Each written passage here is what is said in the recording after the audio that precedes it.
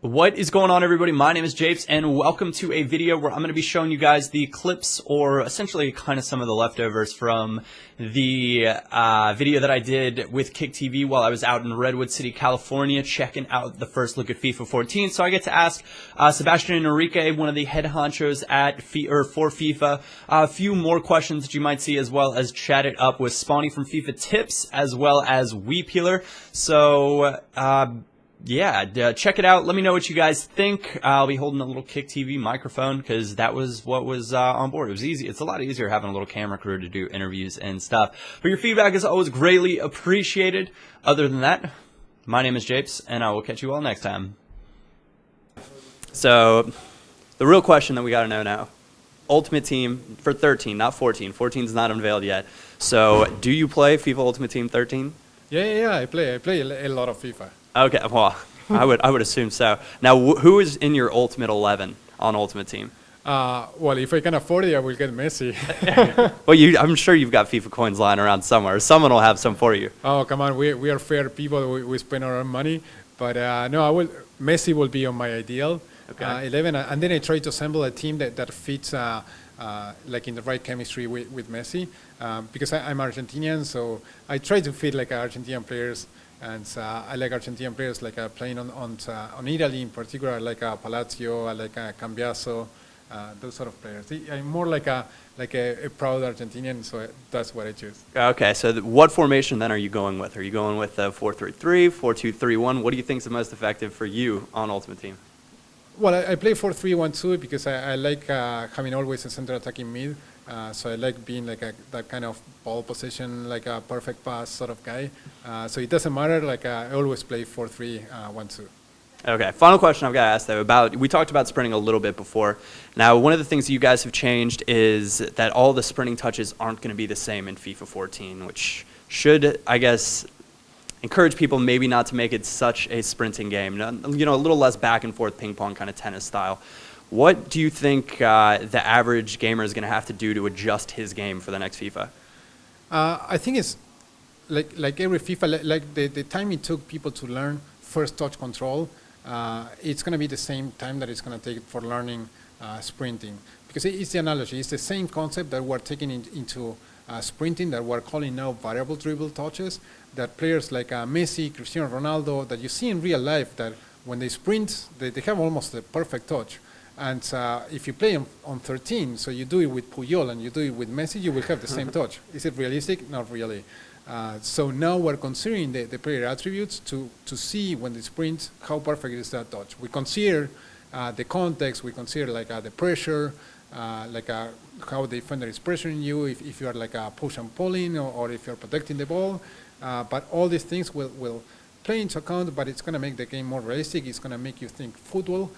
Because you need to consider, okay, who am I using when I'm sprinting? So will I have better chances than somebody that is not? Probably if there is a defender coming by, you will want to stop protecting the ball and start passing the ball around. So what we're doing is not discouraging absolutely the sprinting game. What we're doing is making it fair for people to play the way they want. And we think that protecting the ball, the variable dribble touches, we think that making the defensive marking tighter, all these things improve the pace of the game so you can play it your own way. All right, Sebastian, how long have you been, the real question, how long have you been working on the FIFA series? It's been almost 8 years so far. So I joined EA back in June 2005. So I did the 3 final months of FIFA 06 for PS2, Xbox, GameCube, and PC. Then I did 07, same platforms. Then I moved to 08, that was PS3 and 360. I worked on all the FIFAs from then until today, and I also did a little bit of World Cup 2010 and Euro 2012.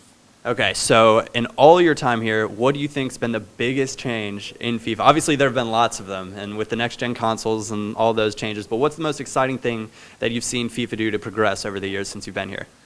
It was a gameplay. So when I joined the team, it was a bunch of people joining the team as well, and everyone, including the leadership, there was a strong vision on where to take FIFA, and the gameplay engine was being rewritten at the moment, And it took some years until it got to the point where we said, okay, it's mature enough so we can now start refining and making this the game of football that we all want. And we see a result today, so it's gameplay. One of the things, though, that they did mention was that even in office, they were getting really excited about the goals. They were getting really excited about the skill games as well, which is something that did so well in FIFA 13. It's something that they're going to add even more to in FIFA 14. Rob, what do you think about that? I think that's great, you know, get more players to get the fundamentals of football down and hopefully get some good banter with their buddies. And I know you were crushing them back in London. I don't know if I was quite crushing the skill Well, you game. were playing it a lot. Yeah, I was trying to crush the skill games, but Yeah. might have gotten beaten on that one. But as far as we've got the swerve shots, we've got the attacking animation has changed, so that players are going to take more realistic steps toward the ball. They also touched on how players are now going to shake their defenders a little bit more. What do you think about that? Yes, they mentioned that your attacker is going to be able to kind of body check the defender, get in his way, stop him from outrunning him, and just be able to make a nice, efficient run on goal. And what's kind of cool is this is obviously a first look thing, so we don't know exactly how it's all going to play out, but the runs that the players were making from what we saw look extremely realistic. They look really, really good, and it's all something that adds to the overall realism of the game, and that's kind of what we're looking for year in and year out. Obviously keeping the playability, and I think with what we talked about earlier, the sprint touches, toning it down a little bit, might slow it down and make the game more enjoyable. The defensive runs were just as pretty, too, when you're seeing the guys back up, you know, the guys are sprinting through, and the defensive guy's like, hey, maybe I should pick him up, not let him go right through, and I think that's huge. We did see the defender have the little light bulb pop up above his head and say, you know what, that guy sprinting free on goal is probably my main priority. So hopefully that'll help everybody out on the defensive end as well. Anything else you guys have? And then you want to touch on? Big things to look forward to? We saw the adjustment steps in the attackers. I think they showed FIFA 13 footage where your attacker's sliding his foot, and they're just upgrading every aspect of the visual gameplay that they have. Realism is key. And definitely saw that in a lot of the animations that they put out. So let's see, a couple more months. Quite a few more months, but I'm sure information will continue to be coming available, and as it does, we'll be getting the first looks at it. That's right. So until then, thank you guys for checking it out. Hope you guys enjoy First Look FIFA 14.